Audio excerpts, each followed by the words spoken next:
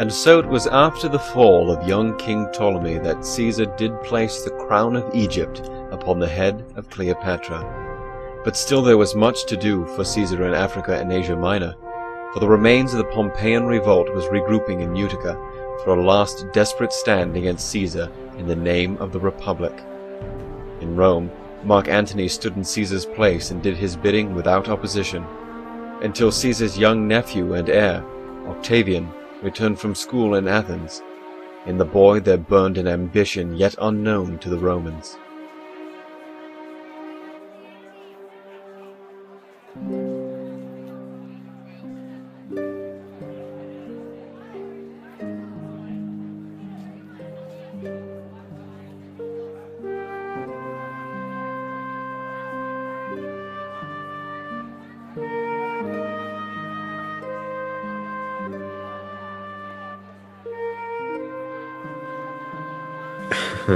And so it seems that Antony will repopulate the Suburra with more bastards than even Caesar.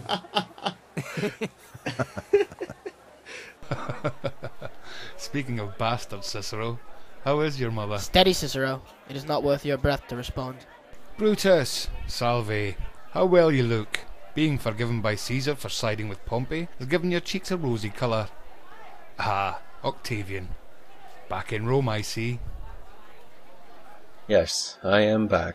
With Caesar in Egypt and on top again, you must be even more anxious for his return. I love my uncle. And your uncle, it seems, has placed his affections elsewhere these days. So it's good that you've come home. I hear that Egypt is a very fertile land, ready for ploughing. Well, gentlemen, I must be off. Matters of state call. Antony. My love to your mother, Brutus. Poor thing. With the Queen of Egypt in Caesar's bed, Servillia is really out now.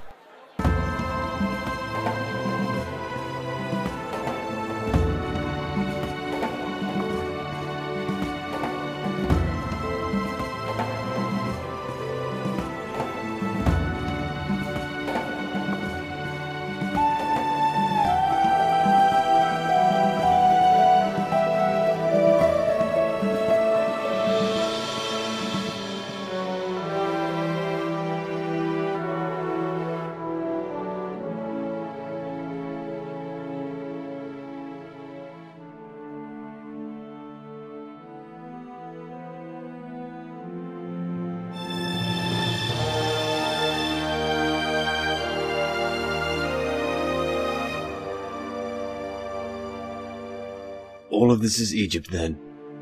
Thousands of years of gods and kings. Makes me feel small indeed.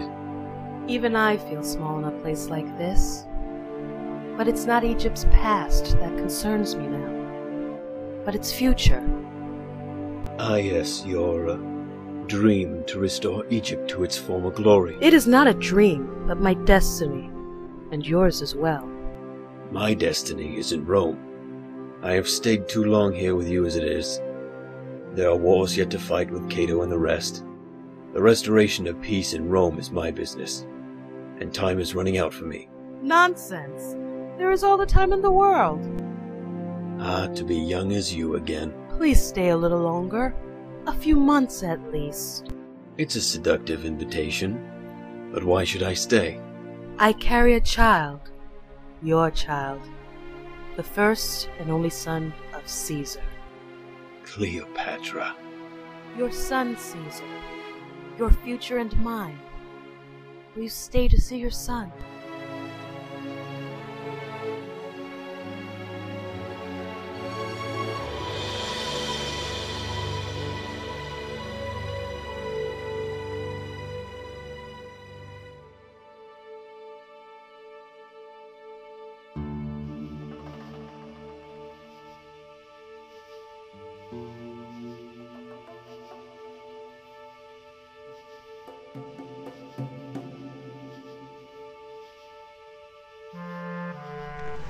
So, my darling boy, after that hateful Atia's party.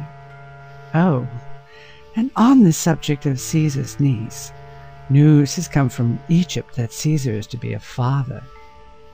How does that set with you? I am happy for him.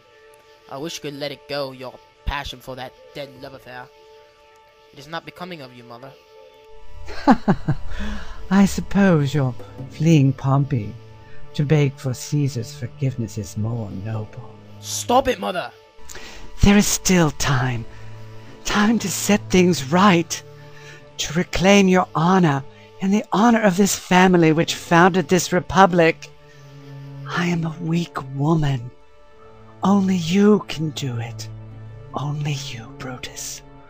You should have been born a man. Good night, mother.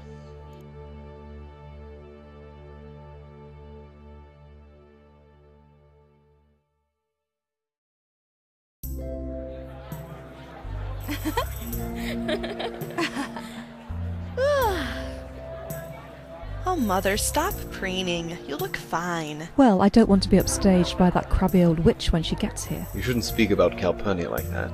I wonder if she has heard the gossip. What gossip? Do tell. Silly goose. That Caesar has planted a seed in that eastern harlot's belly. What other news is there these days? Only the news that Cato has raised a new army in Africa. If he defeats Caesar, we're all dead.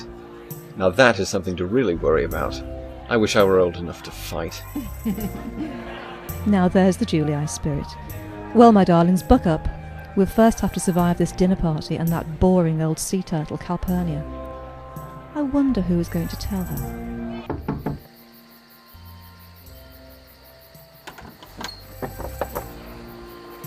Ah, our guests are arriving. God spare me a calculating woman. You could do worse than to get a smart wife. Sweet Calpurnia, you look as lovely as Venus herself.